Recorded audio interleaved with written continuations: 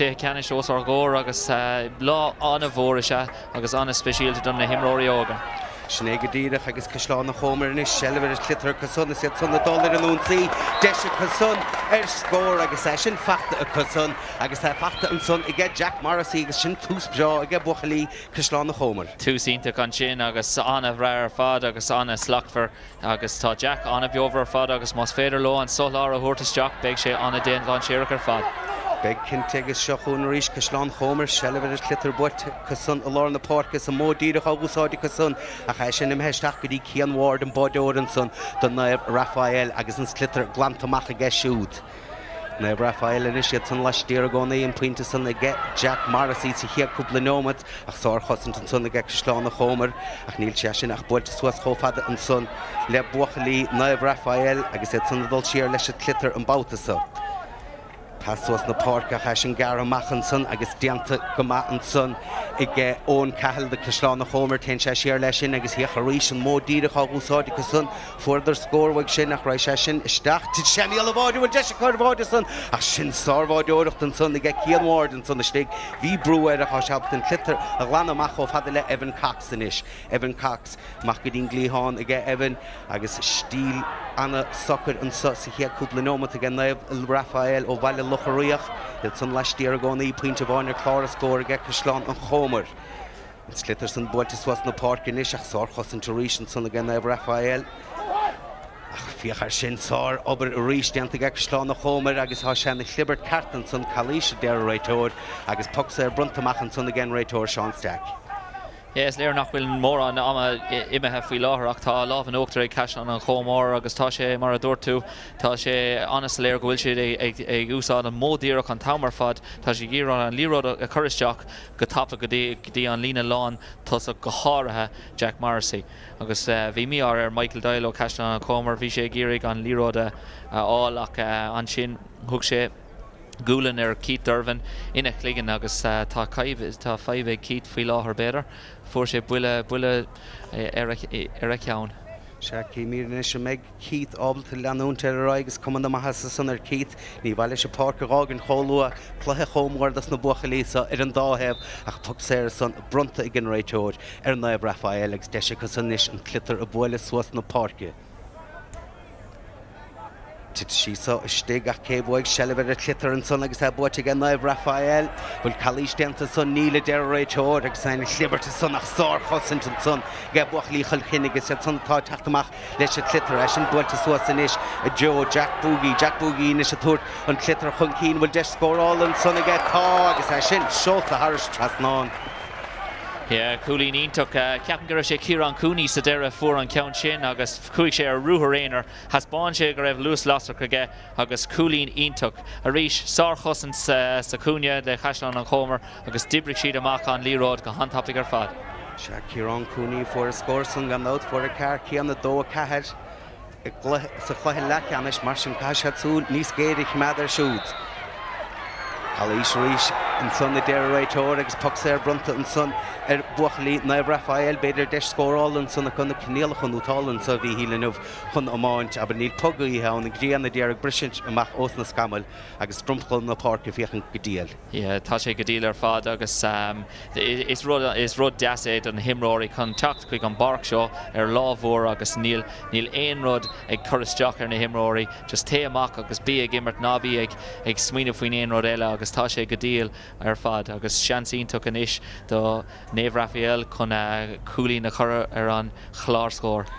He made a Sahanish on Cahill, a crew Fain, Agus a Toot Fence Brook, which I should show the Harris of Trasnon and Brock Ball or the Hin son. I get more cool and he had scored Dungla Hefata and son. I own Cahill, I guess he had a moment for his second dimension, so I guess she had Buckley, Cashlan Homer, Hawk and Keen go on the off winter Clara score, because son point of on again now Raphael.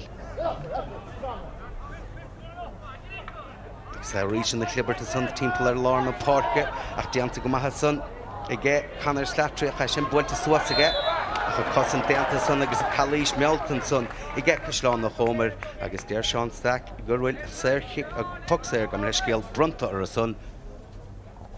Yeah, tá an réit ó bún seasfa go dtí seo leis an cinenne rinne sé go dtí seo agus seans má ag James Brennan iarrim róir minúrda chuil chunig an norí agus I ceanar is a héim agus sinné an fág mo go bhfuil sé captain na fórne. Brennan á móla san na stapil cuman na maithe sé níla de réiteoir agus snéchiaíarach atá chura fórílan sa I gé Cúisleán an Chomer tróna agus é sin déanta ige captain na fórne an san Jack Brennan mar sin an scór mar a bhí ráfaintear chlár a scór I gé Cúisleán na Chomer agus ganach puinte bháin ige Naomh Raphael go dísa. Sár Imerton son ige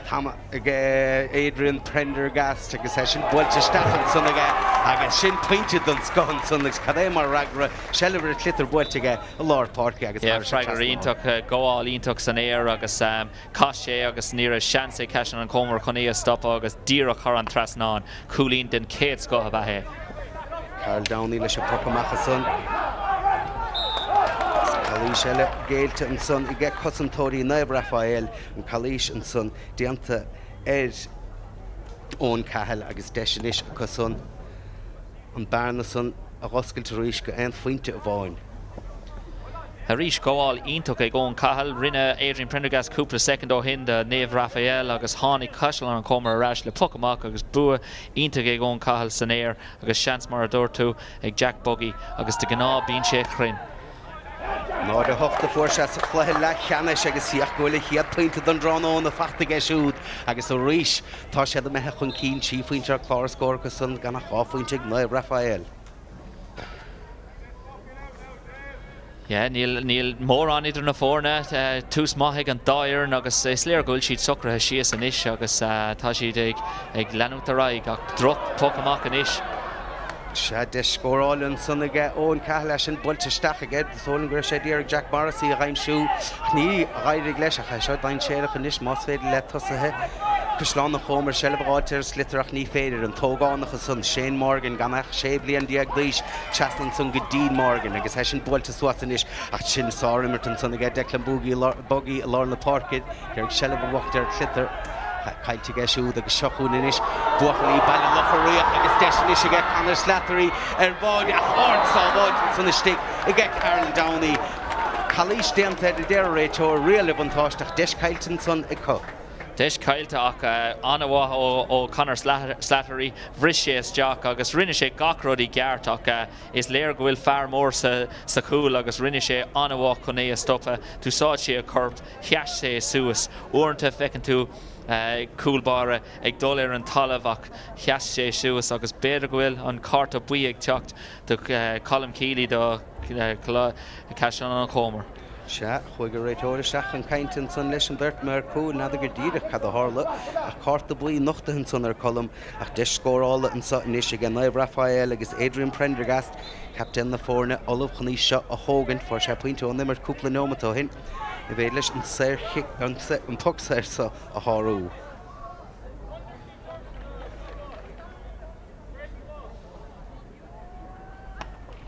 Agus gan éon dúhaíachar agus an bratbáin áda hen bhálta bháin eilegus na fórne ar chó scóran sa hochtneomach go leithe agus cuiblit mar go díos a bhíhíl. Se níl sé taobhach in éon slí agus is léir go bhfuil fuair an láidir ag an dáireann agus pucamach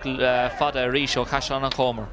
Se sin builteach an son ige Carl Downey a builtear leis an son ige Sean Connington is módíireach a úsáid ige siúd cho fada le Darno Shaughnessy builin clitarteach cáid sí sa I méid Ciarán Cooney ob de sellibháiltear clitar níl bhachal mar hiachar sin Sár Chosanton son agus sé Colm Keely á taachtamach le siúd a réiteoirag bhfuil Calís déanta ar siúd agus tóga míad an tucsair sa ó náid go dit an slitar agus sin Sár Chosanton son ige Cúisleán na Chomer. Yeah, Sár Chosanton ar fad bhris an líród ina ró agus fioch sé suas agus bhris sé amach leis an líród agus cinenne ceart ag an réiteoir bhí tháinig Naomh Raphael is Jack go déanaach agus seans eile de Jack Buggy an seo chun scór aimimsú ná beidh sé Jackar golóir tá beidir go bhfuil sé 8 méidir ón cúil faoi láthair agus ach beidir go bhfuil sé tá chóir na gaotha ann agus mar dúirt mé cheanna tá sé chrinn de gná agus tá sé compórach ag tógant na tuchna éire. Sin builte get Jack bhfuil na cosa ige sin roiise thar sa trasnán dear muir cúla bháin leis an muir cúla eile an bratbáin a bhardach agus sin go díideach atá déanta ige agus a rís puinte idir na fórne déineomad a mehansa ar an dulach fór. Ciarán Ward in is leis a puc amach. Don naibh Raphael agus ha methe fada leis sin go dtí sa níl an puc amach gaire áúsáide ige captar das na fórne. Mánaíocht an nimmart sa slí carta deir daoinach an chlibbert cartan san inis cé bhuaigh sellibhar sin agus a fachta ige Evan Cox a chailte ige Evan agus sinna methe amach chun fada an son le captain na fórne Adrian Prendergast agus sin puinte don Scotland son ó Adrian. Yeah, gá cúlín ó puc na séir agus gá cúlín ó immert, so tú íntaach ó Adrian agus tá sé ag taspáint an ceanna síocht rinne Alex ó chunra anhá chun an slitar a robáil agus rinne Adrian Prendergast an job in the dheag sin. Mó díireach agus builte fada an bhálta bháin eile ag buch lí Cashláán na Chomer agus rís na clibbert san ach dianta go má a son ag Keith Dervin for sé buile sa cheann níos luthe ach an cuméir go bhfuil seábalta leanúnta rá agus gimmert go má ach téanna clitar Harris an taobh líne agus puc sleasa a bheith ann inis de Cashláán na Chomer. Yeah, tá stíl beagáin difriúil idir Naomh Raphael agus Cashlan an Comer mar dúramar cheanna tá Cashlan an Comer ag úsáid an módíreach an tamar fad. Naomh Raphael beagáin níos tóiste leis an líród ag ibrú amach díag ar níog. Nís Dan Coogan a sin builte ige danach a fachtar national tug an Naomh Raphael gan na Lord Porca Alex Connery a sin ríise me a Harris a taobh líne agus puc sleas eile bheith ann agus beag de sellin is ige Dan Coogan. Ní hé dana há dógan teach Declan Búgaí an dáta chul caithear Jack a scóráil an dá foc séir san do bhuach lí Cashláán na Chomer go dtí sa chluthe.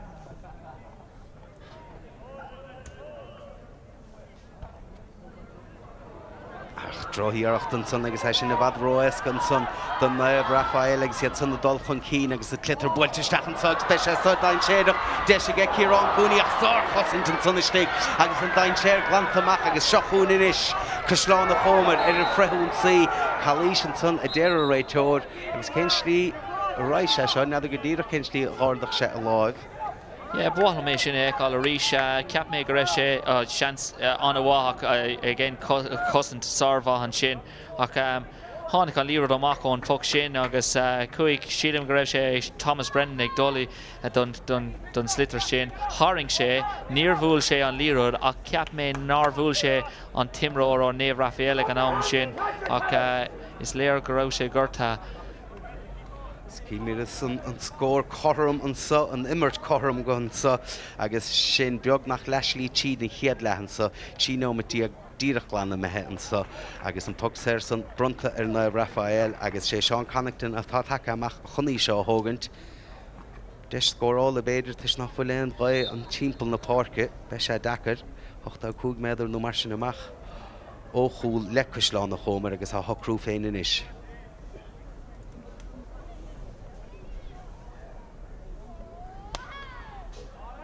Sin builte go má ige Connachton nach a roiisi ar fóríl raig agus sné chiad iirecht an son I methe ar fóríl ó Naomh Raphael baile lucharíoch. Puc 65 is sé níor ach mé éonród leis an bhéasa sin ach beidir go raibh teangháil ag deire an péasa sin agus tá seans a rís ag Sean Connachton chun é chur an trasnán.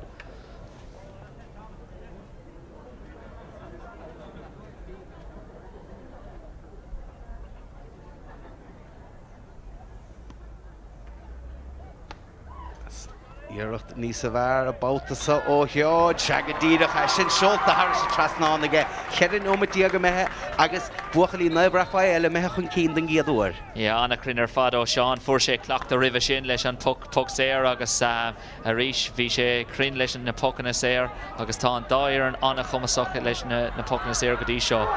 Tá go díireach agus seochún inis Cashláán na Chomer a meise san ábalta na scóir na chothair músúas agus iad trút féin san nach tein sé siar an bátas agus sin builte siar an son go Darren Gomnis gael go dtí Michael Doyle a trút féin joke. Yeah, hook sé an cinenne ceart pas das a ras ó Jack Buggy ach an drocúr de Michael bhí sé for real ach tá beidir bhfuil níl caian an comer fós a cléthe faoi láir tá Naomh Raphael tá láh an uachtar ag Naomh Raphael cé go bhfuil siad nach bhfuil siad ach coolín amháin cotósta. Calís an son cé chusin sibh an glóir an slua halsa seaán son ní ráidir san sástan son agus tug sé bruntan son arcaistáin an chomer agus cím go bé ón cailanis atá síntan son fuair sé buile a chamáin beidir an bouta son céimi go ddíireach an so cad hit amach. Yeah, bhí James Brennan ag brise amach leis an líród agus chuir sé a lámh suas agus beidir gur chuir sé a lámh in aig Seán Connachtún timpiste ba é a thum sé tarlín sé sin nuair a bhín tú ag írig brise amach ón na gramú bín tú ag úsáid de lámh agus níocha mé ró éon rud ró gona le sin ach tá Seán Connachtún fós ar an talamh agus níl sé róhásta níl cum róhásta ar faoi láthair. Agus caiitú a bheith anna cuaramach nuair a bhín tú ag dailá le éon rud le ceann go háirithe den na himróí óga.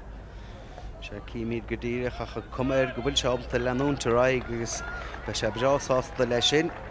agus an múcha churasta an bhar bocht be sé áráid leó sé raig gáin ceil take an áda ríis mar chin sibh an son Naomh Raphael hachan cína gánaíon sa pointe idir na fórna sé nómatí a glána methe agus an pug séir an sa níis ge chuslán an chomer. Agus ag Jack Buggy tá áithang seolta thar trasnána go dtí sin titeisteach mí alháidin san ach star chosan déon bhálta bháin eile agus sin deantaige Alex Connery fear atá gimmart nútálar fe go dtí sa pasláibh amach ó fada le Keith Dervin a gúsáid mó díireach ach bhí Dan Coogan an na bhúiseachtain san ach sellibir clitar caiitige Dan agus fachtar national sa inis ag Naomh Raphael agus sin builte siar cho fada le Tiernan Killeen an tógánach gan ach séimlíon na díag díis Calís deanta geisiúd ar clitar agus an tug séir géilte geisiúd agus brunta ar Chisláán na Homer. Captain na fórna James Brennan chuní sin a hógan agus mó díireach úsáide geisiúd cá titige slitar abátasa a chu rí séile Naomh Raphael tá sé de sú leis an mó díireach tá sé de súl go méid an slitar san ábhilisteach go fada agus tá sé a léamh ar sin ach fiochasa a ríis tá sí builteisteach a ríis an bhálta bháin eile cá dite sin sa hanis na chlibeart cartan sa.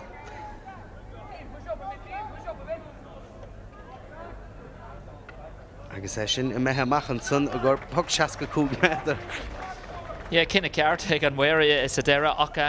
mar a dúirtú tá Naomh Raphael fecinn siad gúil siad compórdaach golóir leis an módíreach ó caiisián na comer. Just tá siad ag coolú siar agus tá golóir imróí cosantóirí ann chun é a glanne gach uair. So beidir go gaithigh caiisián na comer, just rud ag an beagáín difriúla dhéanamh faoi láthair. Tá siad ag írig Jack Morrissey a aimsiú ar imil na Carnoige an féidir ló rud ag an Jack Morrissey a thuirt amach ar feadh cúpla nóméid mar ar an lína leathosach mar níl sé ag ibrú faoi láthair cé nach bhfuil ach coolín amháin idir na fórna agus beidir go méid siad chorm faoi láthair. Se agus sin builte go maith san ríis ag Jack Buggy ag gimmart nútála ar fad go dísa tróna agus na fórna chorm an bhálta bháin eile gan fecás garúnt ar páirt na himire gan fecás garúnt achannéidir ar chlár a scór. Cian Ward inis leis a puc amach. Sin builte fada an son ag Cian Ward a cha builte ar náis. Sundaige ón cahall agus sin builteisteach sin sábháideoireacht an sundaige Cian Ward bhíon slitar san i titimisteach i míal a bháide ach fachtaige agus glantamach agus seochún inis buch lí baile lochríoch ar an freithúnsaí a sin glantamach an bhálta bháin eile agus a ríis mó dír a chabhúsáidan sa a chamach locáilin sanna stig. Caig Tomás Brennan a bheith cuaramach mar haring sé a ríis tá sé ar carta bhuí faoi láthair sa caiid sé just a bheith beagáín cuaramach ní raibh sé ag írig éon rud mí ceart a dhéanamh ach uaireanta nuair a bhíonn tú nuair a aonn tú carta bhuí just caigú a bheith beagáín níos cuaramí mar námar is gná. Shane Morgan tógann an puc séir son agus sin builte síos chofada agus déarg Adrian Prendergast a chaimsú a sinna méthir sa taobh líne puc seasa a bheith sa inis do baile lochríoch.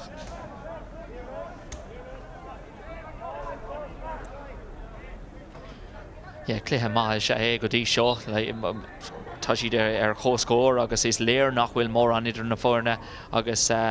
dús thosaigh caiisian an chomar go hantápaigh ach tháinig Naomh Raphael arás go tréin agus iirecht ionta go bheith Sean Connacht. Sin iirecht an scolan son Illingéir so go raibh sé teachas chuúgslaatnú mar sin amachó máide agus dá gíimiis lechra sínsir na tíiresa an dhéanamh san bhimí se caiinte ach puinte don scotan son ige Sean Connacht agus ó ríis tá Naomh Raphael meach an cín. Se chúna san coleg sláán an chomar agus hafachtan son ige Declan Boogie tasláibh amach tuairt fest scóra son ach iirecht do bháin ile mehead fóríl watha. Ja, puch las ionach just ag dul arás chuig an ceann ó Sean Connacht is léir go bhfuil siad ag fechan ar Joe Canning agus Austin Gleeson agus imróí mar seo sár scóra bathe agus tháinig caiisian an chomar arás go tréin arís agus tá sé ag dul ó ceann go ceann. Tá go díadach agus é sin fechtan son inis ige ón cahall Bhilteisteach a choríis an léamh san déanta agus an stadéir déanta son ige Evan Cox Edin Stílimmer atá ag go slán na chomar agus an dain séir san glant ige Suas na park ige agus inis deis ige Darren Shaughnessy inis a tuairt macht leis ar ruthar agus a tuairt fans bluk a chaisin tú deisteach an míal a bháide an son nach deir réid tóir go raibh rialah antá seo dhimmart ige bhí deis a cobéidir ar bháide an son nach beis atá scoile pugs ar gealta róibh. Ja, bhí leithhean saon agus bhí Darren Shaughnessy ag teachtasteach an sin bhí sé ag coolín aimsiú ach sa deire bhí leithhean ag Mark O'Regan sa cúne eile ní raibh siad in ann teangháil a chur ar an slitar agus tháinig an réitor an slitar arás go don pugs éir don Naomh Raphael agus tá sé súnta go leor go bhfuil Naomh Raphael ag astrú na lads ag tógáil na pucna séir. Adrian Prendergast ag tógáil aon ceann fithe nó troch a méadró an cúil agus Sean Connacht mar a connicimar níos luha ag tógáil na pucna séir 65 nó mar sin. Agus é sin seolta thars trasnáin aige Adrian agus níos bearna do ráfaointe idir na fórne. Hocht nómat go ledul go le hama an sa agus seo chuúna is Carl Downey leis a pocamach agus bhí Michael Rá níos luatá sé seo ábalt an clitar bhile suas na parke Alex Connery Dearrig an sellh bhachtar nas de balle locharíach ach tein sé sin siarnis go fada le Dan Coogan a ríis a módíireach á gúsáidige ach a ríis agus a ríis eile trónóna neh cosantóirí Naomh Raphael gimmart lútáil ar fad agus héanúair a héanana clitar isteach tá sé ábalta a ghaimsú agus a glanna suas na parke agus deisanis a cosan agus deise ar báide an sáinis a gíimi de chiad báide an glethe ach a bheith mar thuáil an son getting lawn coolie. Kiwi Gadida had a hit to Machan son. Yeah, Neil and Ray or Roke into an Wilshire and Will on Timror on Rev on Timror St. Karen Oig agus Begshire a kindlish and Daw on Burton Ware cool for Láthar agus tá ceann amháin ag crocha ceann nach raibh sé ach Arisha KV ag tucht Conor Slattery ag tucht ach thuáil ionach an sin ó Colm Keely an sin bhí sé ann bhí sé sa Carnóg ceap mé go raibh sé sa Carnóg ag an am cad a ceap an réitor sin an rud is tábhachtaí se sé linne bhfuil dúspóireacht linne saach bhfuil sí sin cadathe tá agus báide cinúnach féidir báide fíortáchtach don Naomh Raphael mar inis tá bearna san méada amach go chúig faointe. Bhhail mé sin éáil a ríis ní raibh mé ró cinnta nach raibh sé sa Carnóg ach look tá an cúil tuga inis agus caiid caiisian an comar freigar ó thuirt go díreach. Tá amach inis á thugann ag Carl Downey. Fé mar há deantagail na hempá amach go dísa ten se fada lei sin. Charíis inis. Agus iad I gimmert go maithe inis Naomh Raphael barna do chuig faointear in na fórnach léite go maithan sanna ag Chris Carfer sin. Is bhar a bháin eile módíireach á úsáide cu. Agus bhar a bháin eile cosantóirí Naomh Raphael bucht an Chelliver slitar Alex Connery an Baltason agus a buinte síos na parki ige siúd. Sean Connaughton inis a túd fans breog cuman na maithasa sin is tónim an bratbán ordahan san na stig pointed don Scotlandson I ige Sean Connaughton. Is léir go bhfuil láh an nóachtar inis ag Naomh Raphael agus Sean Connaughton tá sé anna ecálaach sa cluiche seo comá le Evan Cox ag gibhar sé tá sé ag déanamh sáróver tá Jack Morrissey imethe amach lína leathos go níos ach níl sé an tionchar Evan Cox a laidú go dtí seo. Sean Connington na bhfuil an clitar san chun cín agus bhfuil se fachtain san aige Darren Shaughnessy níl agus níos deis aige Cashlan na Chomer agus a rís an módíire a úsáidí cosún. Rís a fachta ar náis agus a fachta aige Tiernan Killeen an Bautasson. Tiernan tuas chofhada le Alex Connery Farah gimmer go mahan sa de buchlí na galí Trónón agus hiachar a dollar ruhar an isis. Ach an clitar fácan na diaga gacha fachta de daríarach diaga bhfuil isteach rís sin sár obair an son ó Alex agus a fósa dul chun cí nach deir réitóir minimum go cos céim na dianting tócaige mar sin serchaigh brunta ar Cashlan na Chomer. Sár obair an sin ó Cashlan na Chomer agus sin iad na rudí go gaithigh siad a dhéanamh caiigh siad Neve Raphael a díheal a bhú mar tá siad anna compórdaach ar an líród tá siad ag úsáid an líród I gceart agus Cashlan na Chomer ag dul leis an módíoch agus caiigh siad cúlín nó scóra aimsiú go luath. Agus sin bhailte isteach an sunnaige James Brennan Jerry Jack Morrissey a aimsiú a chuig an íirecht san ar fóraíl mar sin fanan an scór mar a bhí. Cian Ward inis. Sin bhailte fada rís aige Cian. Is dianta go mahan son. Agus Calís a déir a réitóir is Calís Brunton son Calís dianta Owen Cahill. Agus be James Brennan thucaigh teasna chuní seo thugann taobh bhálta bháinile. Is léir go bhfuil Owen Cahill tá cumas ionta go gas an air goáil ionta go rís agus bhí sé géirigh a bhriise amach agus bhí feabhil déanta beidir go raibh sé faoi gó agus James Brennan ag tógáil an puck éir seo agus a rís tá go leor imróí arás do Neve Raphael chun an dailá leis an puck seo. Brennan inis a bhilí sin isteach agus hiachar sin bhachal pointe don sco agus tá scór na nútála feice gan sa Trónóna. Tá cúpla cín ionach inniu agus rís sár scór ó James Brennan bhí mé ag rá go raibh go leor imróí arás ach na bhfuil seir ná baclis na himróí arás nuair a bhíonn tú ag chur an líród thar an trasnáin ó náit sin. Cartar fadagat agus é sin fachta gan lán take Colm Keely inis a bhfuil an clitar isteach Joe Thomas Brennan a chiachar sin burt siúr de chosantóí na Raphael típla ar is Calís buite an sunnacha. Ach sin éá sé a déanamh tá sé asúlis an slitar go dúcha síisteach fada go dúcha síisteach tapaigh agus ní teach chuimiróí breise siar. Tá Neve Raphael ag dailá leis an líróid sin a rís agus a rís eile tá go leor imróí ann mar a dúirt mé cheana agus Evan Cox bíonn sé ar an líróid an tamar fad a caiigh siad rud ag an difriúla dhéanamh chuir Jack Morrissey amach ach tá Jack Morrissey ag dul amach chun líróid immert agus níl sé in ann Evan Cox a stoppa. Seachún inis Neve Raphael iad chun cína gcónaíonn sa hena hoachtar chlár scóra chun náid sé ige Cashlan na Chomer. Adrian Prendergast inis go leor obair á dhéanamh go Adrian Calís dianta ar siúd tá deir a réitóras Adrian Shínte an son captain na fórne. Snáidir bhfuair sé buile an son cíimiid níl imiróí Neve Raphael sásta leis sin.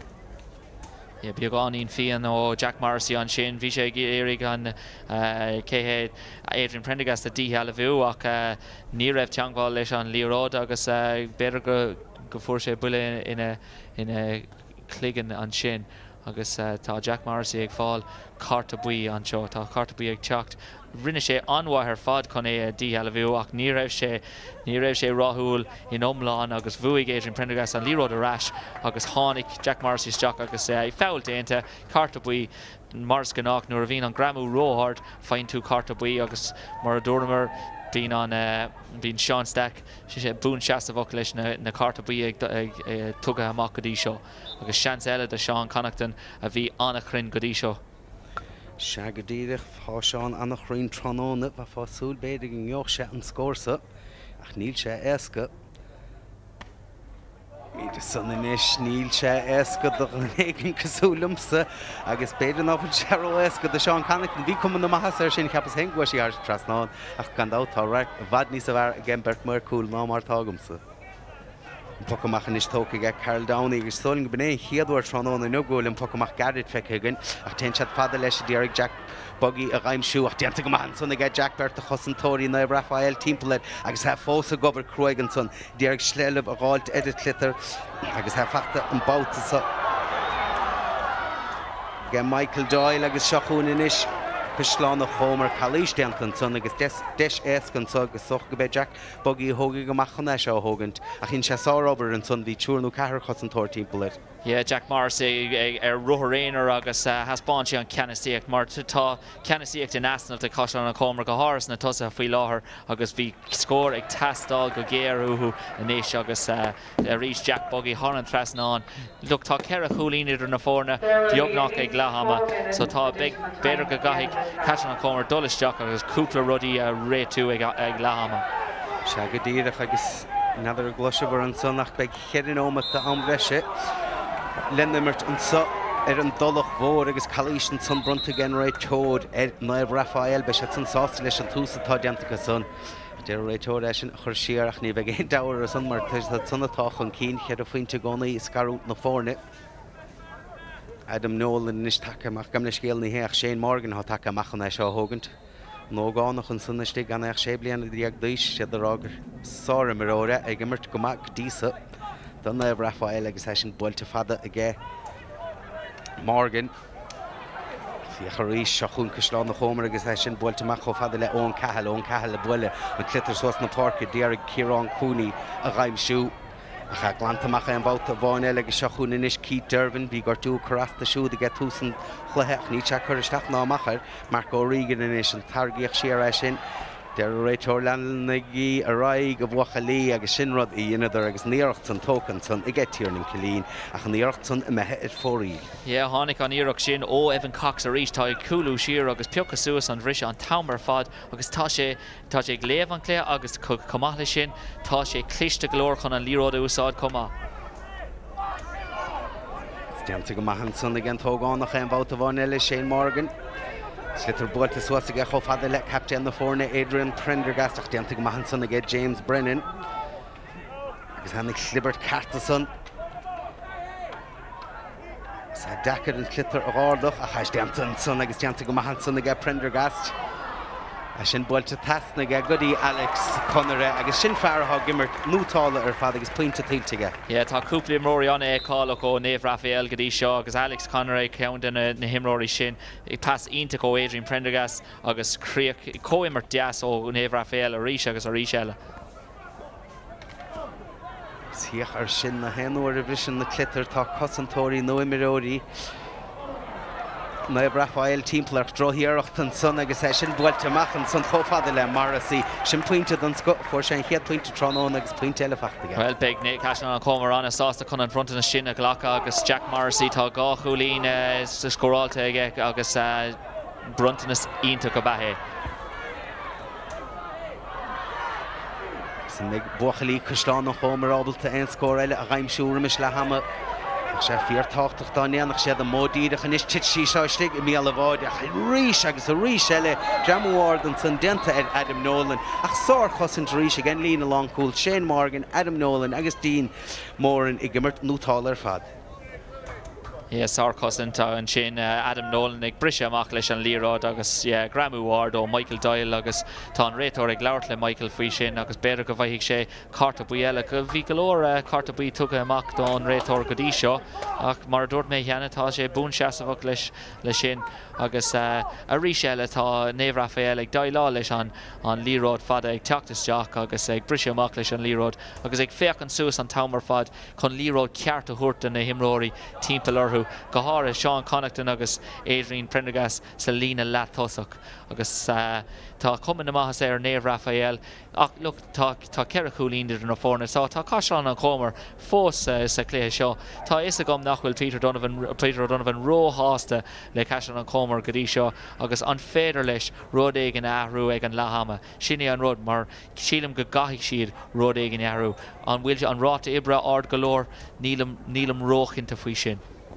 Sinné rud go dtíireach aber ní lánach chead a faointe idir an dá ar an go díosa cé go bhfuil Naomh Raphael ábhrí níos a bharach cíimiid a san bhfuil ceanta I miróí bailile locharíoch Naomh Raphael an san sínte ar a dalamh neidir go dtíireach cé táin a chomhlaid seo chur ar siúdach bhí sé ráit an sa go mar chead nómat a an breise gin beag nach bhfuilte leis an chead nómat san an sa ach tócha go méid nómat nó ó breise de jasca an gortúsa cíimiid go dtíireach cad a hála Stachas son San gurtú cosisithe tá a chorasta stólan go bá. De réir dealar fuair sé buile ar a chus ach tá an fear an physiotherapy ag fechan ar a glún an sin agus sinne an test an cruisiir tá súlagam nach bhfuil mór an mí cheartlinn a glún. Mí chumpórdach go maithir Cíimi me sé ábalta leanúnta raig ag sé Alex Connery an fear fuór an scór dearnach an son do bhile lochar riach agus há sé gimmart nútáil ar fad mór caiúnta siúdmach a sé thugantamach. Ní léon dá sin tá sé gimmart ar aus go dtí seo agus caiúnta olmhór má chailann siad Alex faoi láthair is léir go bhfuil Alex Parr an sin in aice leis ránóir agus tá a bhaca gimmart sa céad clé eile sa Crow Cup níos déanaí. Me sé ábalta leanúnta raig an son. Beidir bhfuil Francis Ford ag rá just look ní le cúpla second ar nóméid fácha go dtí lethama fanisteach agus is féidirling taistáil eile a dhéanamh ag lethama. Se agus beige Francis Ford ceanna breásása leis spántas atá tucha gan Naibh Raphael baile lucharíoch an sa. Som tug sé tócan sa chúgnóma go le beag nach de ambreis imar an sa sa chéad le. Sar bhí gortin san Alex ach sár blocáile san a raisi haar se tablína céhú heag rás sin clitar bh an rás agus puc sleasa bheith an an sanis agus beidir chuil deise é Sean Connington puinte eile a raimsú. Well, chunig mar nús luha go bhfuil scilige agus beag sé ag féchant I dró na chuúlí faoi láthair agus tá ceartaige má tá tú ná é sin I dhéanamh agus má rinne tú é níos luha leanaráig agus tóg sean eile. Híoch ar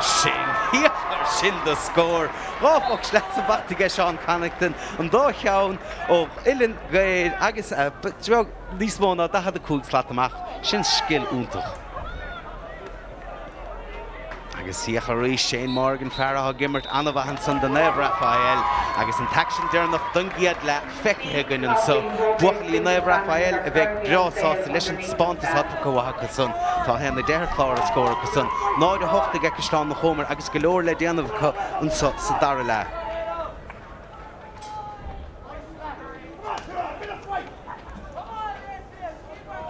Cíimi de sahanis an scór le hama chláiste Naibh Raphael a héna de pobl scoil chuisleán an chomar 8 pointe.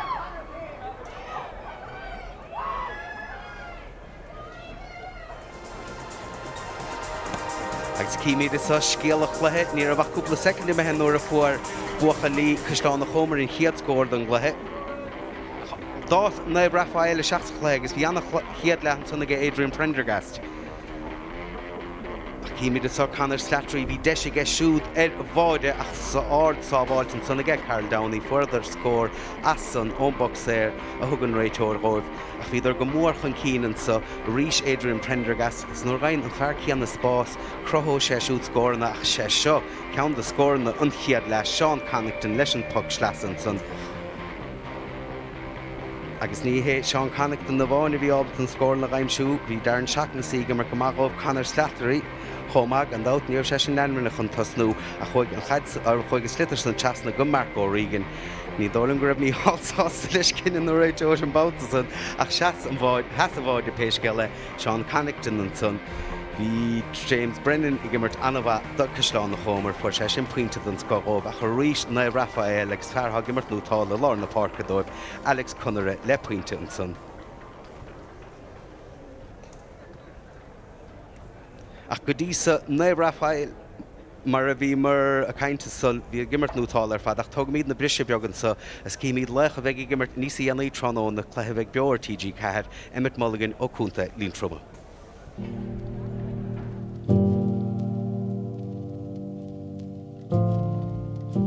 Football means everything to the people of Leitrim. Leitrim people are very passionate about football, obviously, and as players, we've a massive relationship with the fans. Anytime we have that bit of success or we do get a big win and the fans come on the pitch afterwards, we all recognise them as being neighbours or friends. It's great to put a smile on their faces. Aidan Rooney. Is this going to sail over the bar? It is! This is a great spell now for Leitrim football. It's obviously their biggest day in their history of the county in Leitrim, but it's, I suppose, for ourselves, You kind of get sick of listening to that consistent 94 and being referred to the team in 94, and to be living off that 25 years ago, it's not enough for them, because the passion they have for Leitrim would be nice. It'd be just nice for something else for them to enjoy. Being a Leitrim footballer is huge. It's definitely pride to represent your county, and I think any man that's not there on that basis alone shouldn't be representing Leitrim. It is a massive commitment. Whether we're getting enough out of it that we're putting into it is obviously a question mark there. But when you do get that little bit of success, it probably makes up for 10 years travelling up and down the road from Dublin for absolutely nothing. I've spoken about commitment and what you give into the game and how much you have to commit yourself to be a county footballer. Sometimes I think when it comes to championship, it doesn't reflect that what you're getting out of it. You know, there's years gone by there we're only getting 2 games a year, and we're getting very heavily bet in both them games when you're competing against Division 1 teams.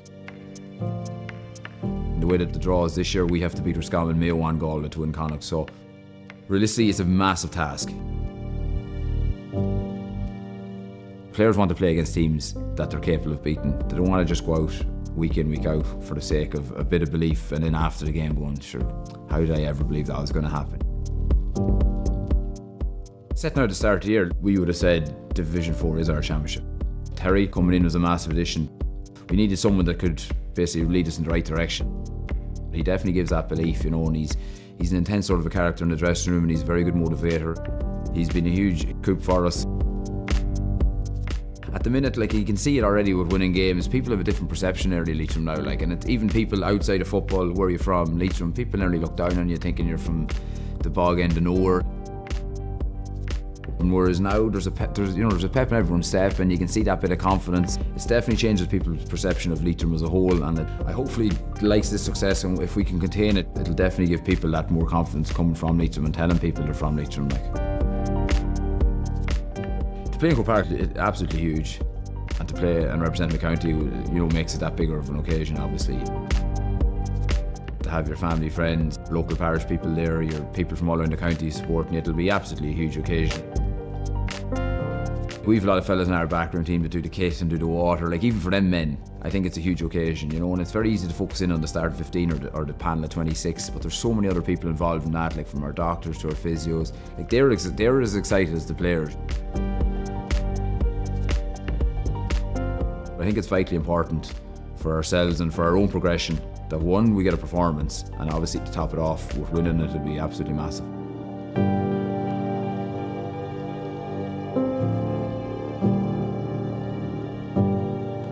Emlyn Mulligan and son of Chordas gandáut beg deisigib siúda iiscint na scathalain trónóna nuamh nar bheisiad son gimmert cúnta Leitrim a barca chróca cluthe a bheith beo TG Cahir gandáut beg cluthe beogan a marach cluthe canis amána na sraha tór clárga áiach le limanach agus cíimiid in is chunasá Pádraig ó mehanní golavúga son.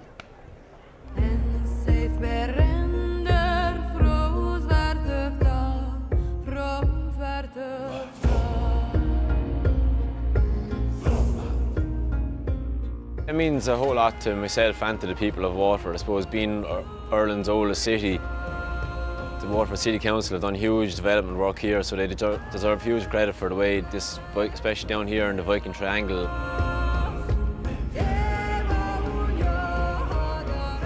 Please God, now over the next couple of years the North Quays will kick off, which will certainly bring a bit more excitement to the city and maybe some more employment, and obviously then really kick off the tourism here in the county.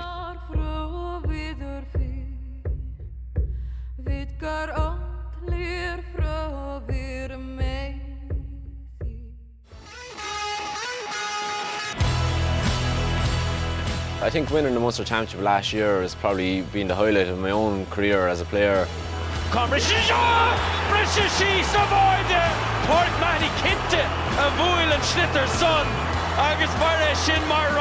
It was really just a special day for the club and for the parish.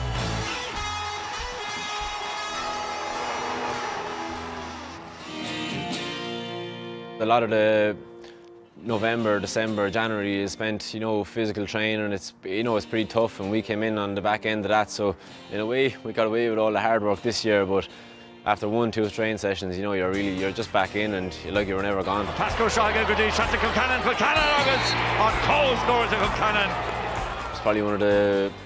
worst conditions I've ever played a hurling match in. I think 5 minutes before half time the hailstones came and they were just blowing straight into your eyes.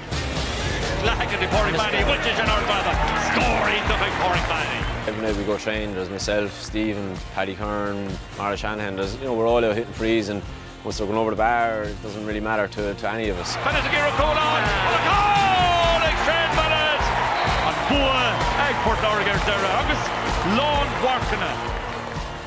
I think we were only after coming in off the back of hearing that week that the games were going to be in Welsh Park, which was a huge lift, and I think really we wanted to go out and just put on a good show and give our supporters something to cheer about. Tantir díre genomen sa de hoes na himmere sa Park Rannig Gleeson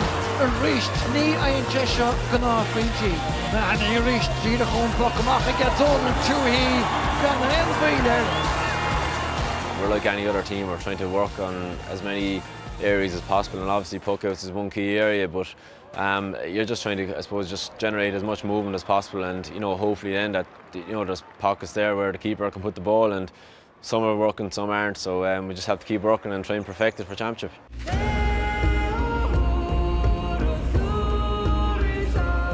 We actually really targeted the first 5 minutes of the second half, and Galway actually got on top in that period, so I think when Mikey got sent off, look, we knew that we were going to exit the league if we didn't up our performance. Really, the work rate, I suppose, went to a new level in the last 20 minutes, which was a great sign for the team. Tá fels mór attack ver Immert Pádraig Mahoney. Agus tá na cosata go leatha ag Port Lorgan sa.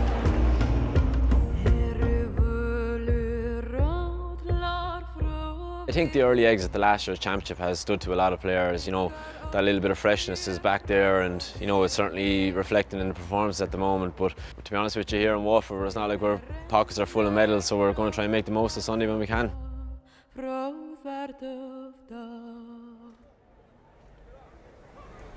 Agus bí seolta go méid lucht takeíochta na néise a taisteal go Páirc Uí Chrócaigh go maireachs mar bhí aráilibh an chléas an beo ar TG Ceathair ar a dó a chlog. Ach a bhí híl mar a hasan rudaí an so golóir le déanana gin for an hámathir a barcan son Cosláán a Chómar. Ní rád a róhas a chéad le ach fós héin níl fac idir na fórne chuig faointe. Yeah. Tá Barnow agus fórnéh Raphael cool an sin chun an bharna sin a oscailt agus féach a ríist le ceann mór míltachas isteach tháinig fór Conor Slattery agus thugáil iontacha an sin ó Colm Keely agus féach an líomhar isteach. Ní raibh mé rócinnta ribh ach níos beidir gur ris sé isteach an sin Marco Regan isteach agus fuairte teangháil air. Bhí sé anna gár don líne den cearnóg ach beidir gohfuil ceartaigh an réitor agus na muirechúil leis an gine sin. Tá obair le déanamh ag Cashlan an Chomór níl éon áras faoi sin ach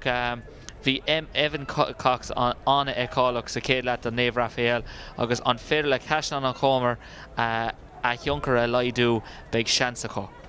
Féidir agus I chéad le ar dar le go le scéal tasna an sáinis mar bhí marrá go leor le déanamh Cosláán a Chómar ach siad buachalaí na Raphael dul ar an únsaíonn son na módíreach agulsáide cosúnach chalísin son agus ní dóilm gur an darágan réiteoir ach sin a bhronna an son ar Cosláán a Chómar.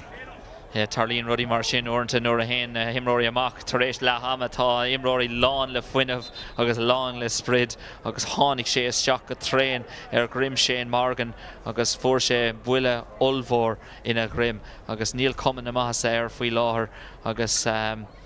dimmer sé go hanhás a céad leat sin bhí sé glanna suas an líród an tamar fad agus tá seansaun go bheiceigh míad sin ag immert le na manúr gaillimh imlíana.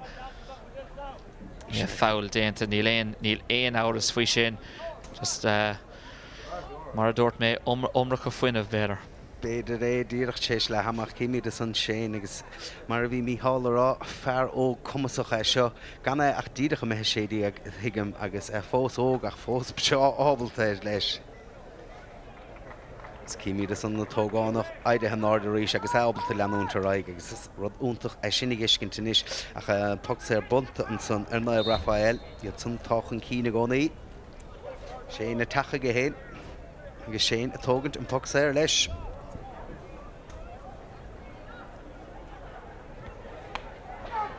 Shane inis buile an slitter san fada suas na park cé bh heag selle ver seo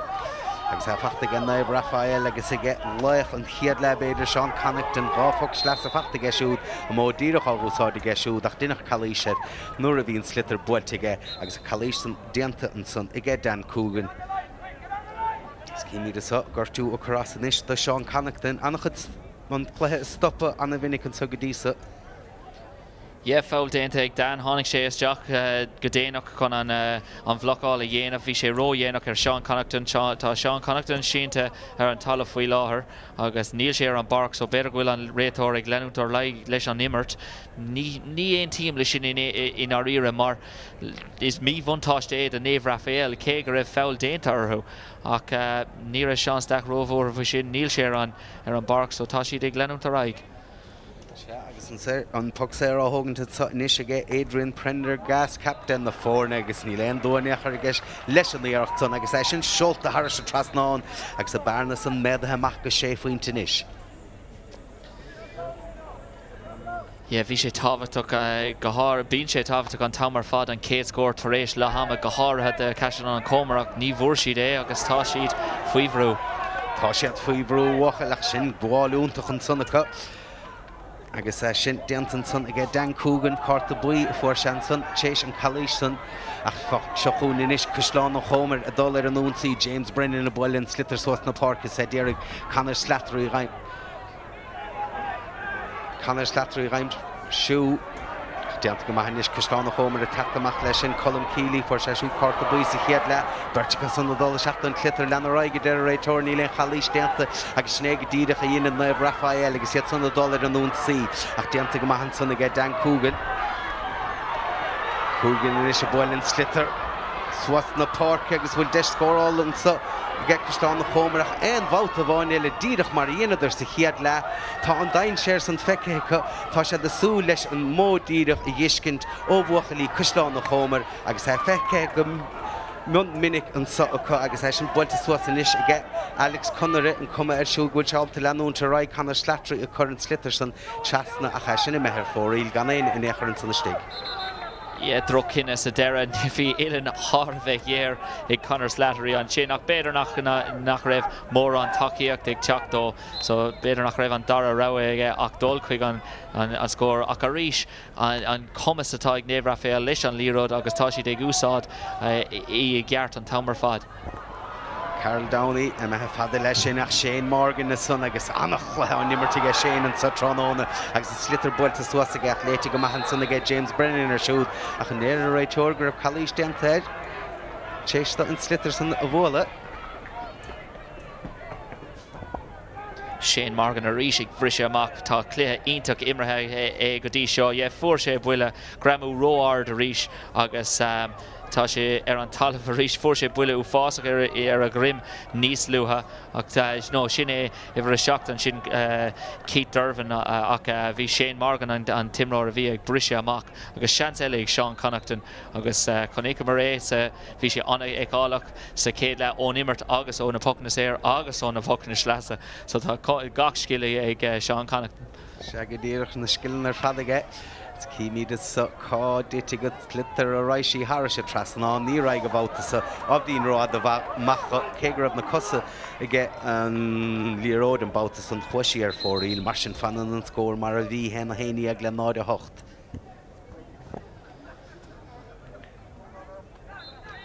Réiteoir sásta níos leanúnta raig leis an imirt Carol Downey a bhfuil an clitar síos na parke. Sin fachtan son ige Jack Buggy do bhuachlí Cusláán ó Homer chalíis déantar ar siúd bhí rial an bhuntáiste glacinn sé leis an tusa ar an agus deis scóráil ige Jack do bhuachlí Cusláán ó Homer agus tá scór na tastáil tuatha. Bhuaigh sé an brise an sin Jack agus bhí sé ggéire an líród a bhúla a tháinig Evan Cox isteach tháinig sé isteach a tréin agus stop sé Jack ag an puinte sin agus a ríis tá coolín ag testáil go géar ó caiisian an comar inis. Sé sin builta fisteach an son ige Jack Buggy agus bhfuil sé sin i methar sa trasnáin ceapan an slua go bhfuil achas cuma cad a ceapan an slua mar der mór cúlinn stig bhfuil sé sin a meher fóríl agus de scórála caiilte a Jack Buggy cén orh sé sin síim slí a bhí híl tá na scóran ar fad a tastáilt agus iad a tastáilt go tapa go Castlán na Chómar. Yeah, tá siad ach anis an bhfuil Castlán na Chómar bhí sé ar feadh cúpla second a gimmart le fearr sa bhreis na tosa ar sa cúlathe ach yeah, tá cuman amach tá Castlán na Chómar tá siad ag feabhsú dígar níag agus caithigh Jack Buggy é seán an cúlín seo aimsiú. Se chalís dentan báta san ar ón cahal is cíní de san agus ríis se bhar an Evan Cox I dhélann sé hiic san an tugsair san dá agus inis teasna a hagan Jack Buggy. Chur sé ceann a bháin ar fóríl cúpla nómató hen in ceansa níos fosa agus sé sin builte thar se trasnáin háhachail agus inis ní le chuúd faointe idir na fórna rééis an chiaadcóir don dara le an son fachtaige Jack Buggy ó tugsair. Cian Ward inis leis a puc amach. Agus methe fada lei sin.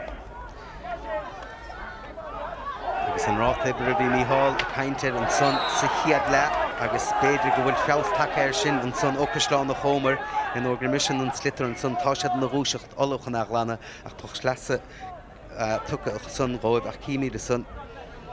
Declan Buggy gan dáta teachtamach lei sin ach sé éidir feithaí a tháinig teasna ar siúd chalís brunta agus teasna inis a hagan James Brennan chuna sin a thógant.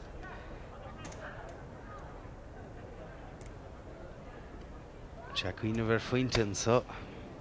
dhearracht nótála ar fad má hitan sé sin thar sa trasnánach dit sé seach méle bháide agus cá dit sísa le clibar cartan son nach a ríis sár chosantan son ó bhaile locharíach a cha fachtan son ag Castlán na Chómar a chiachar seo ríis cosantóirí túr cethir timpplair a gcónaí ach sellh ar is clitar buitrenas an son ag Jack Morrissey a sin builte teasnan son agus aine go dití sin isteach sa fúil an tá deargan son le buachlí na Raphael agus an dain séir san glanta go fólach a chiacha sanis Castlán na Chómar agus iad a fás agus in artús a chluheasa agus sellh inis i ggé ón cahalir sin chalís demta ar siúd ach inúir gomission slitar sa chiad le bhí híl bead buachalí bailach Ríocha bhí a buchtint sellh thnáis a Castlán na Chómar déanana bhanamh sa head a starla. Tá Castlán na Chómar ag déanana bhanamh seo hé Jack Morrissey géirí gan cúlín aimsiúach ó Ilan Fear Gear bhúil sé ag an cúlí agus golan Néomh Raphael an líród an sin. Ach tá Castlán na Chómar ag feabhsú dígar níag seansa le dé Jack Buggy agus mar dúrmar níos hena tá na cúlín ag testáúthú agus beidir go bhfuil cúil ag testáúthú comá. Beidir go bhfuil Buggy níos teinte garid lei sin nimar tá na chéalmhar an son ach cad é mar thuáil an son agus é sin déanta I gcead tíirnin cilíd an háachta chu fadan son mar bhí puinte siúráilta chuach de scórála fós a gcead buachlí chulchainnig a cha fachtar national son a gcead buachlí baile locharíach ach seachún inis Buggy a ríis fear a fuór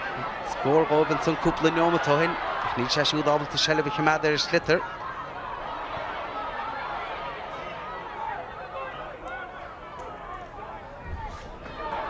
Agus fachtan son is ag Castlán na Chómar agus head sanna tuairt fe iarachtan son ach cé áthíar an ríis ach Shane Morgan agus sin pasclóte amach go son ag Shane. Ní chur nair isteach ar a bhrógsa ag gimmart nótáil ar fad agus sin builte suasa níisige cho fada le Adrian Prendergast.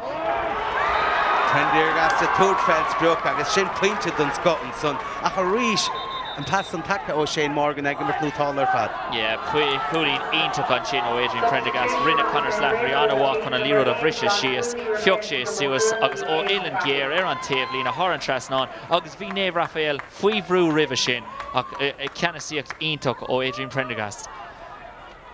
Se go dtíidir ceannaíocht úntaach ige captein na fórna agus seachún inis Castlán na Chómar agus Ciarán Cooney feartha ciún go maith go dísa tránón in ubar chalís déanta ar siúd ní raibh deir réitóir sin builte teasna an son agus is tólan go bé Jack Morrissey bhí túd fansbruch abáta son sin na methir fóraí le sin fearbhí sarás an Ciarán Cooney an na chiún tránón in uv. Anna ciún ar fad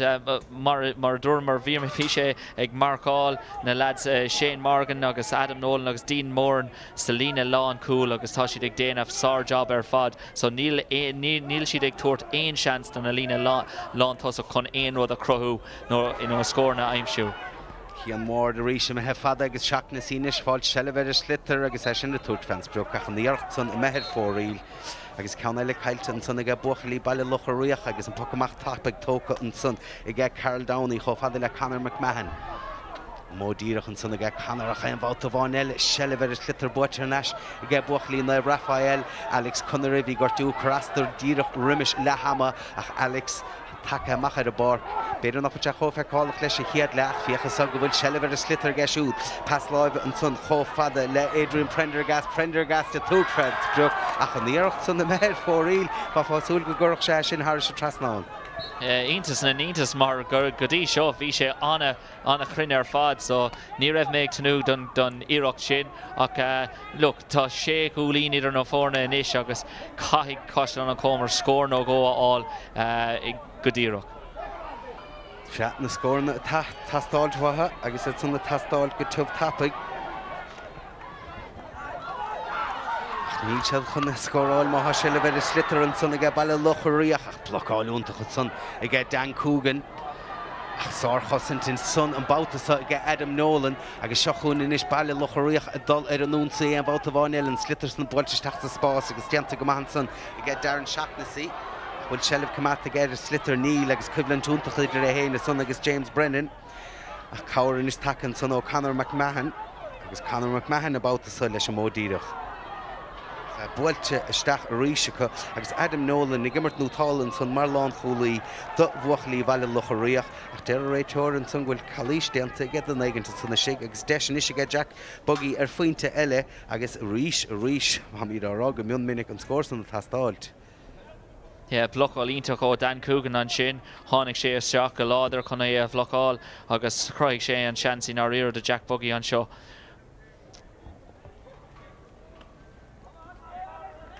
Agus sin bhfuilte go maithe san ige Jack an bhálta bháin eile agus inis an bearna san gamis go leidathe go chuig faointe agus scórna tastáilthatha mar haid beag nach leislí siad an dara le an sa agus an cuméir inis go méid chun Buggy a dul a go dtí an gaiileh ach gan dát go leor ama fáca do Cosláán an Chomer techt agus fátar neiste chluthe sa sin fachta inis ige ón cehall ten sé sér leis slitter bátasa an úsáide siad an módíireach an bátasa agus snéige díireach atá á úsáide cacha ríis agus a ríis eile chosantóirí bailile locharíoch ina rúiseacht an san siar agus iad asúil go móil for an slitter fada a gcónaí agus sin go díireach atá diantacha agus deiscórála an sunnastiige son agus sin dúilte Harris an trasnáin puinte don Scot an son ach a ríis agus a ríis eile níle módíireach a gúsá gobar do Cosláán na Chomer cíimi de pass suas an son ó Ryan Keelan agus ha builte suas an son Harris a trasnáin. Ach beidir go siad an stíle har san a dheatharú ach fós éine sláin leis Alex Connery déirg sellh bháilte a slitter an sa agus a heile dain séad an sa Mark O'Regan a fuair abáid is chead leis an builte siar aige agus bhfuil scór eile fachtan sa ige bailile locharíoch tá agus an tarna faointe don tránóna fachta ige fearr a thugimmart nútáil ar fad Alex Connery. Tá lámh an uachtar go hiileas go thomláin ag Naomh Raphael faoi láthair agus tá dáin sé ann go bhfuil Cosláán na Chomer go bhfuil an bearna ag leidú agus nach bhfuil siad in ann an bearna a stoppa inis. Sean Hannington an het san siar déirg sellh bháilte a slitter ina Libert carta son agus a réiteoirrá cru sé róiachar de aon cheann don dáir an slitter san na fuchasúas agus tóilm go heis an slitter isteach a bátasa. Tá Cosláán na Chomer ag immert le fearsa bhreis faoi láthair tá James Brennan coolú siar inis agus ó méad atá feice gomsa go dtí seo tá Tiernan Killeen ar an glíán de Naomh Raphael just ag ddridim siar agus ag iarraigh an líród a fiocasúas timpeall Lorna Parka ach an rud faoi Naomh Raphael mar a dúramar ríis agus ríis eile an slí an núsáidan siad an slitter níl sé just ag pucáil an líród timpeall ar James Brennan tá siad ag cur an líród ins na cúne nó ag fearr nó go ar an glíán agus sin é an rud is tábhachtaí. Cimí de sanis ceanda imiróí na Raphael sínte an son agus sé Ryan Keelan gur tú cosise chras de siúd Chorlaisach chuir cumar an scéil go me seábalta leanúnta raig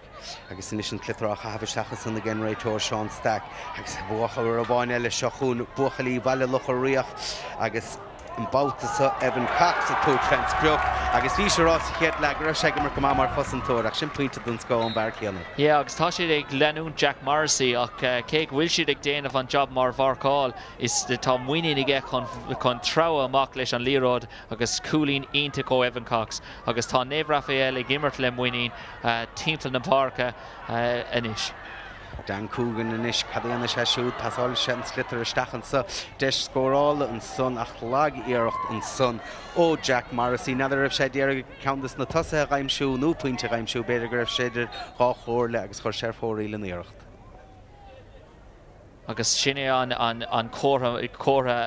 maithe ag tachtó Neve Raphael ach ó hús an cluiche bhí siad ag déanamh an rud céine ag obair go dtíon agus ag peochas amach na himróirí go glóta leis an líród. Se agus an obair Craigson go feicáilach an son agus inis Shelver Slitter ag Sean Connachton deanta go maithe Sean an son spás a chrothúga féin agus fósa dul chun cín Sean a chanamh leáil an son a rééis an se an Slitter ar a daríarach ní anna se ach bhíoch ar sin de íirecht an son í Castle Lastig, Michael a gamle scéal Darren Shaughnessy and son, the Wuchli Valley Luchariach, agus yad the vad of Aubrey Rollarder, the Castlana Homer Tronona.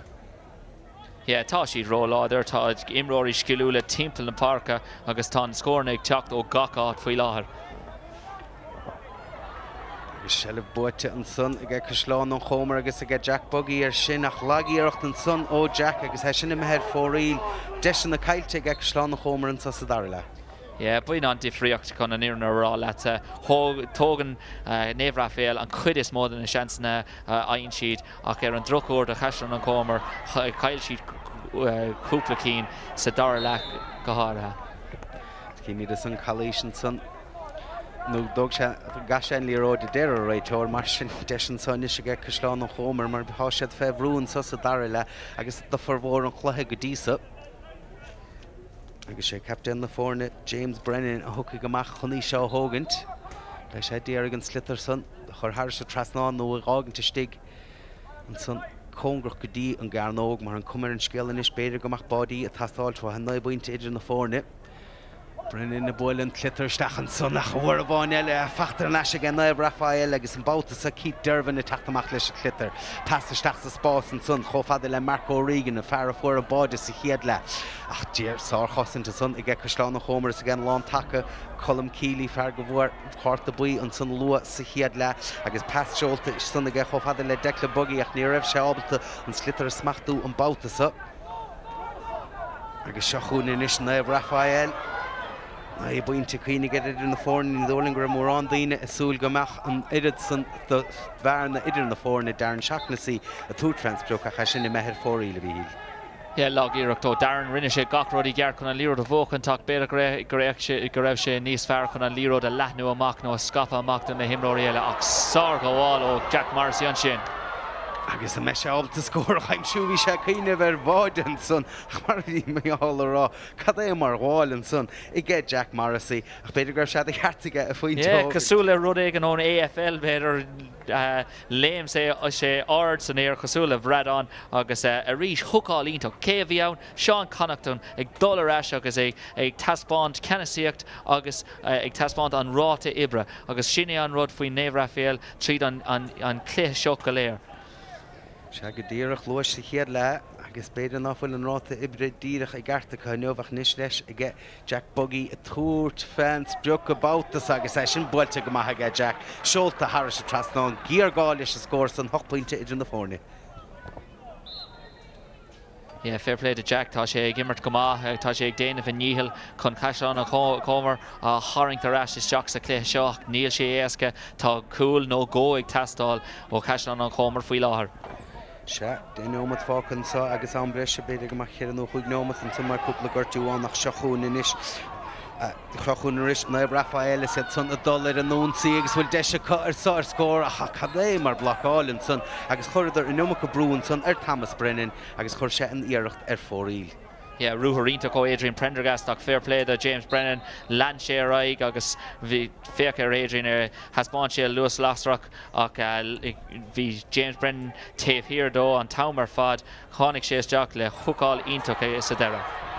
Agus seo chuúin is Cúisleán Homer bhí mar rá go raibh scór na tastáiltwatha a chiachar sin an ráta obair bhí mí hála cainte agus ag na hain cheann do himiróí baile locharíoch agus sanna teachtamach inis leis agus Sean Connington a rís agus chiachar sin tas cialmhar seachsa spás an son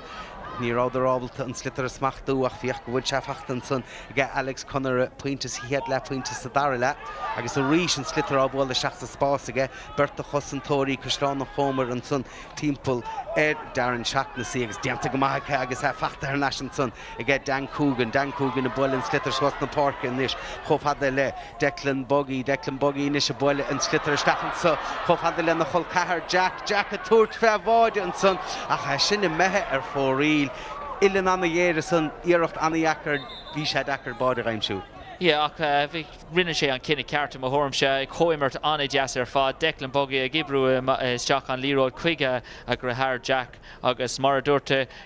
nuair mar dúirtú bhí Ilan feargéar ann agus bhí sé tharbheith deachar chun é sin a scóráil agus fairpléad an bád an sin Cian Ward rinne sé an job ní raibh éon spás ann agus sa deire cúig sé ar fóríú. Céimí son Billy O'Neill teachta seach chumpáirc an son an áit Thomas Brennan. Agus léir go bhfuil John Cooney ar imil na Carnoige de Nave Raphael bhí sé anmthe chun an clé seo tos nu ach ní raibh sé achlaí golóir chun é sin dhéanamh ach tá sé go deas chun sé eáil ag gimmart faoi láthair. Seas cad é mar an tí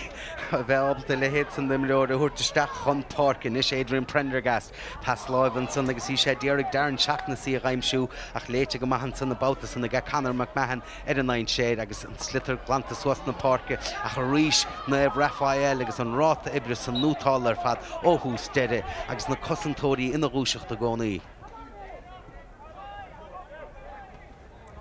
Agus a tug sleasa an son is agus sé Declan Buggy thug ag teas na chonaí seo thugant.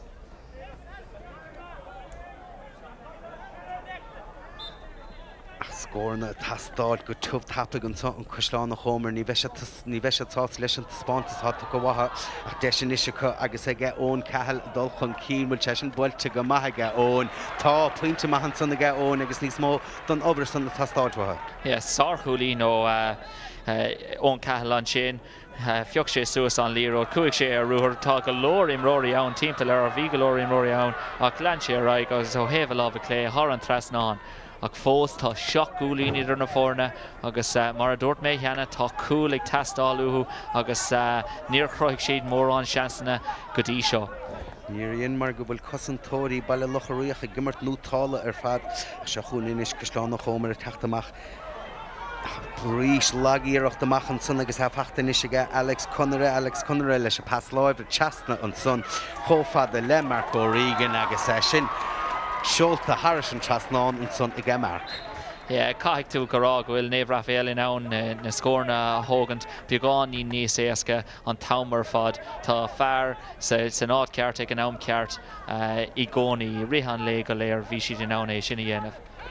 Híidir an nán a dhéanamh go maithain is seachún Cúisleán Homer agus captain na fórna James Brennan I déirigh briseach leis an slitar an báta son sellh caiilte ige a fachta ar naisige agus an tugtaibh lína buitin son sár obair ige James í brú á choir agus sé Declan Buggy níos a thógaigh in countsa a ríschoibh. Fécar sin tá bhéidir le achra sna cúlathe caiisián an Comer faoi láthair mar tá siad ag brú a raig agus más féidir le Nave Raphael an líróid a glanne ach ní bheidh siad. Chalís déanta an son a deire réitóir agus tug sé ar brunta cíní go dtíadh cad amach. Bint cúpla nóma trom ré agus istóilm ceann dimiróí Nave Raphael ar go leag sé an cumán amach sa láimh ach ní dóilm sa gin se feic róchalíse go báta san. Clás fecinn tú ó am go chéile clás ó imróí nuair a bhín sellh a got in beidir ghfuil tú an ann feabhla dhéanamh ar an timróigh teachtasteach agus túsáid sé a chumán é sin dhéanamh an sin. Agus sin é Evan Cox dimmer sé go hanmháthair sa céad I ritheann gluthe go léir bhí sé thbhár. Agus bhí Jack ag éirigh cúla aimsú an sin. Dírig báide raim siúmar sné go díide a hat hastáiltwathe agus chuis sé thar se trasná an bud mar cúla stig dí spóracht atara ach an pointe san brunta orra ach gan dát túirt fehháide. Yeah, tá James Brennan, captain of Forna Cashna Comer, Imher, Imel na Carnoig and ish. So on Federlo, Leroad no go, a Curtis Jack, con 5 na Crohu. Shell Butch, son get Kieran Cooney, Fargram Rov, and the Hune Godisa Trono, and Magrif were shed though, Cahers Hla Hanish, a Kalish Denter shoe the nish against Jack Buggy, Taka Machoneshaw Hogant, and the Shachtiag, a Clora score again, Raphael, Chief into Diag, he got Bochli Hushlan on Homer, Shin Shach Point in the fornit. I guess Jack a toot fence joke agus heshin bolt harsh trasnan immer tielver mar v point to wahage.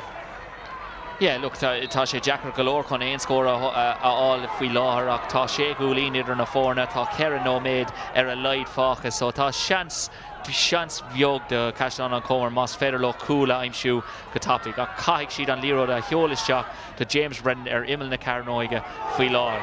Agus Shahun inis Kieran Cooney the letter roher Kadamar Skillinson get Kieran Cooney passage Stachansa Desher Vardig and Tonadi agus Shin Barded and Scott and Son oh Bill Dowling Ganach Dirich Takach and Park Be Roger of Kieran Cooney Kuna Kadamar roher with shoes Kadamar roher agus Kadamar cool Rinnishe Gok Ruddy Gar Piokshe Susan Leroad Tipel Larna Parker Lanshe roher Inchuk Kasia Lear Haran Cussentor pass Intuk is job quick Bill Dowling agus Creek on a wahar fad o Bill agus tá an cléthe fós an seo níla cool idir na fórna. Agus éis leis an slúanis agus head san orda an orda. Cabáid idir na fórna agus seachún inis na Raphael Michael Doyle an bautasach hadí anna sé leis a slitter brú áchar I get Ysgeld sé Darren Shaughnessy yn bawtas yn brw ochr I Darren Laney siwd agus inis Siachwn Cyslon o Chomer agus iad son y tactamach leis yn slither agus inis wyl desio cysyn enfod o fawn ele gael siw Calish Dental son yn ton o ddi ele bilion el a honig cwmporke agus togse brunter son a tan tacla son Tá tinne crack fwy lawr now tá chance Cashnan an Comer near cap megar is chance co godí seo bhí siad ag strapad ach a nish tá siad ionsaí inis. Tá Jackar buachtan ar an óchail chuinnig ní leon dát faoi son ach dianta go maihan son I get Chusson Tori na Raphael inis agus an dain séad á glan amach cusson tí faointe idir na fórne beg anbreise le Nimmerton son ní leon dát leis an tíú cheanna nómatí mar sin tá fuileach ama fáca do bhuachlí Chuslán an Chomer Shelbh is slitter an son again Marco Regan gan dát sé báide fuair marcatá idir na fórne go dísa.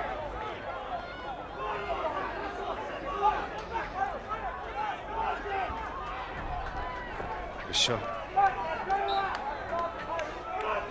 Agus is tócha a bhí híl an chluthe tachan síoch caafar lech na himara a fiúcha an Sotranóna. Yeah, godí seo cap mégar sé teacht ó Dave Raphael agus bhí cúpla taspátas den céad sco tríd an bharc mar a dúra mar Shane Morgan, Evan Cox, Sean Connaughton agus Adrian Prendergast bhí siad thar agus an taobh Cashnan an Comer cap mégar Jack Buggy anna ecálaigh tríd an gléad James Brennan mar lachúlí lár agus Jack Mara Owen Cahill ó Angacale.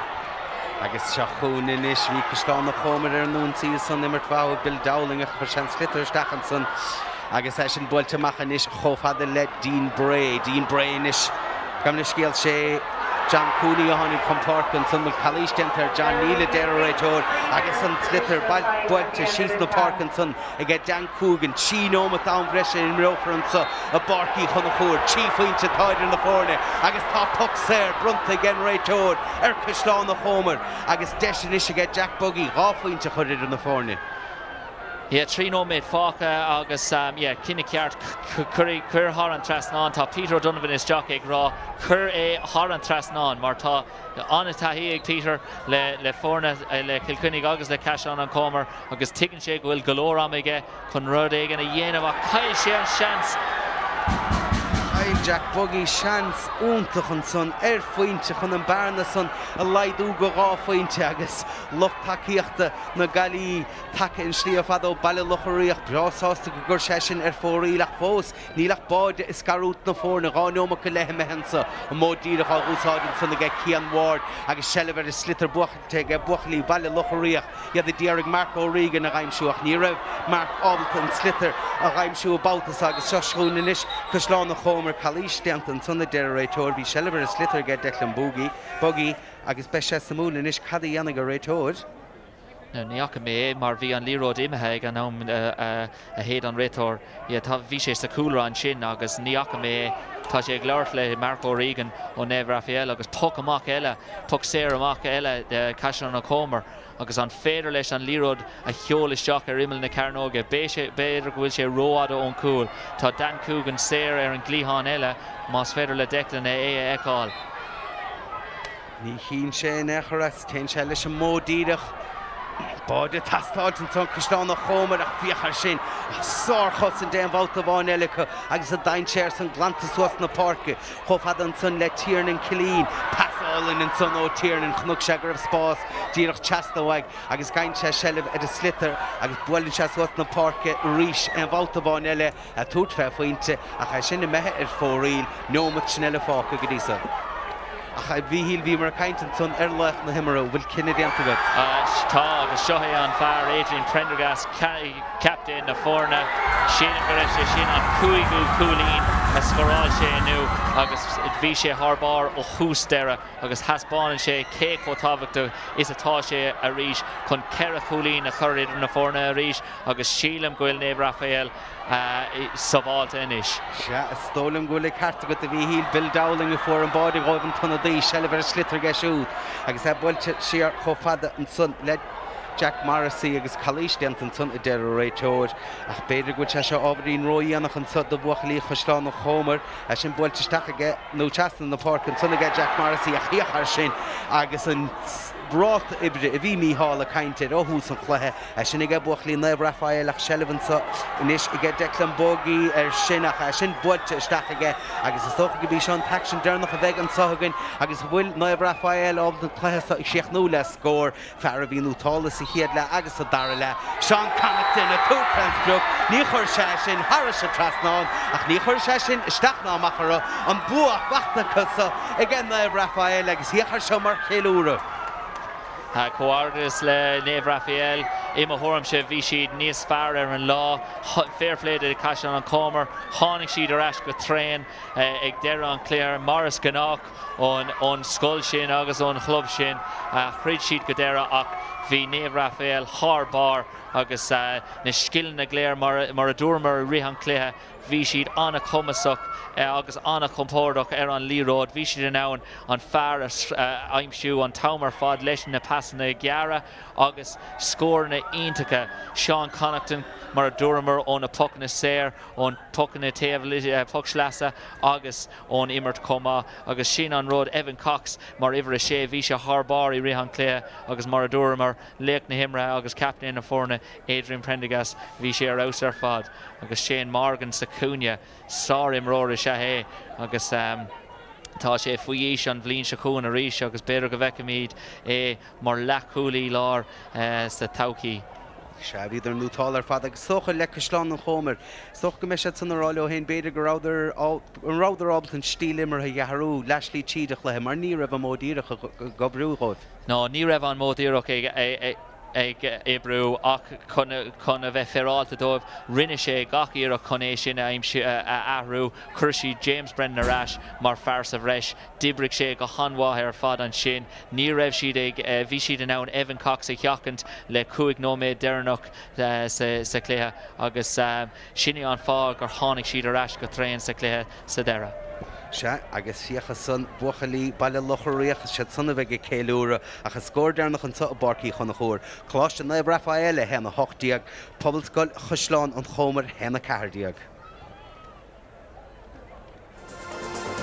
tóga míid fiochan tapaigh gnis an sa scéal an chluthe agus buchalí Naibh Raphael KGB san a bhuaigan sa an tús an dara le bhí deis an sanna gan marasí bhfuil an polla agus och gribh an táile Naibh Raphael an san gribh cosantóirí hir agus san ábalta an dain séad a ghlana an san nach ceachan san lech na himara Adrian Prendergast agus is doch go bné an chúis go beag Mícheál puinte breán san ónimmert ó Ilingéir a tamil fada amach ó máide a bhí lehéadí Ryan Kellehan nútála ar fadagáibh leis is sig sa chúna dearan seach na sí bhí sé siúdábalta na scóirna a chaimsú agus chuir sé níocht san Harris se trasnáin mar ggéanana le Mark O'Regan na fuairbáide sa chéad le ach bhíidir ábhíonn róbha an sa do Cosláán an Chomer sa dara le an pas seolta stachan san aige Evan Cox a bhí nútála ar fadan san sa chéad le beidir nárbhíonn túchar céanna sa dara le ach ní chuir sé sin isteachná amach ar Evan mar go raibh sé nútála sa chéad le agus go bhfuil bua fachtacha a bhí buchalí Cosláán an Chomer ní thugad ar suas riamh chuna cheartúirta bhain caitheal le puinte breán san nuaid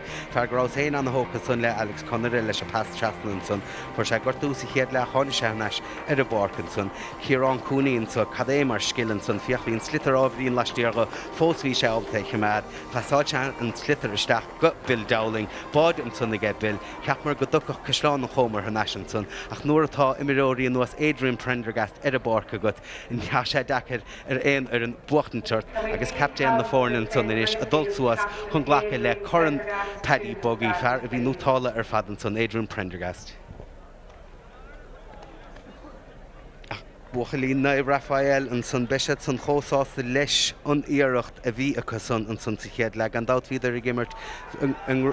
rád é na síse náráidir a bhí híl víidir gimmert a rád é na síse a gúga connacht Naibh Raphael a tús na bliana na chailead an chluithe le cheanna se gunneh gortain se gúir a mar sin chuidirteach an rád bí. Yes, léir go bhfuil cumas iontu ag na himróirí go léir agus tuigim céin fág a raibh siad sa grád é agus ar an drochúir a caiisian an Chomer hit siad ar eiste an grád bí agus is léir cé comá a bhí caiisian an Chomer comá so bhí immert iontu ag an dá iarn agus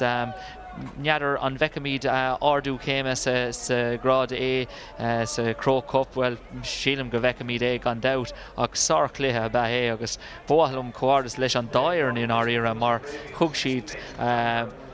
taspátas den céad sco ó chústéir an cluthe ní raibh mór an idir na fórna sa céad le ach ag deire an céad le fuair Naibh Raphael an cúil agus an sin hamáin siad ar aig fuair siad cúplanna scórna den céad sco agus an sin bhí an bearna rómhór de Caiisián an Chomer ach tháinig siad ar eis le cúil ionta ó Bill Dowling ach ar an drochúir bhí an bearna róada agus bhí sé ródhéanach. Agus bhí Cosláán an Chomer séúr anadacha san go leor chluí mar acu beidir go raibh an cumar a go ráidir ábhríonn tréachta ar a barc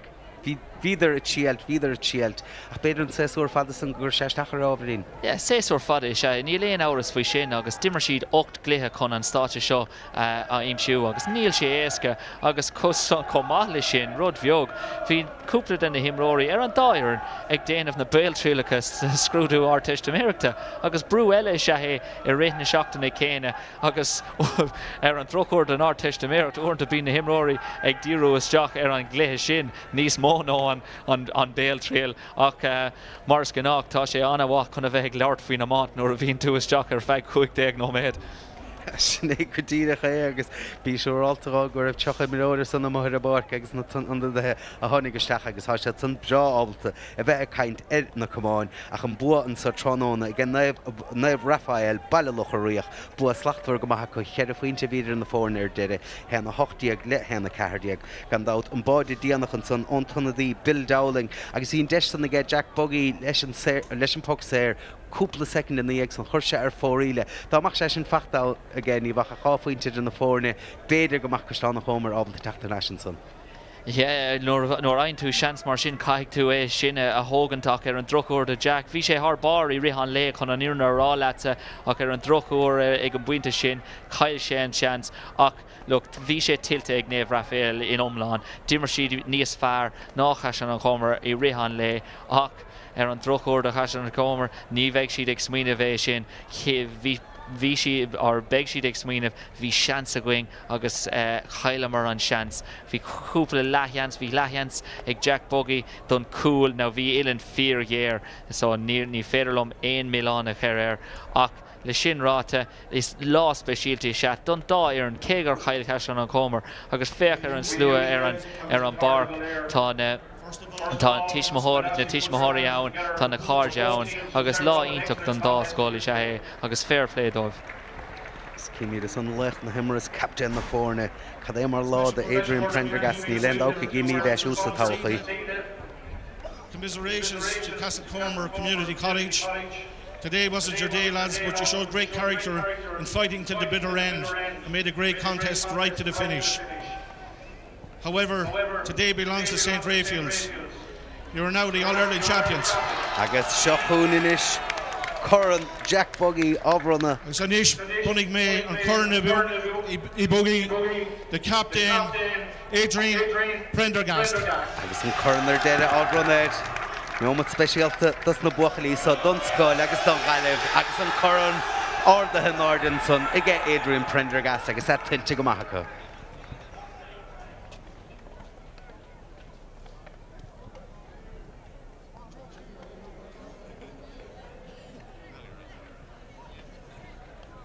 First of all, I'd like to thank the 36 boys here around me.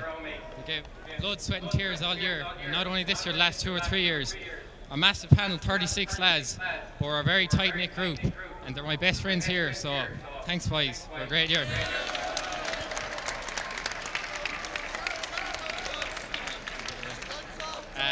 Second of all, I'd like to say commiserations to Castlecomer.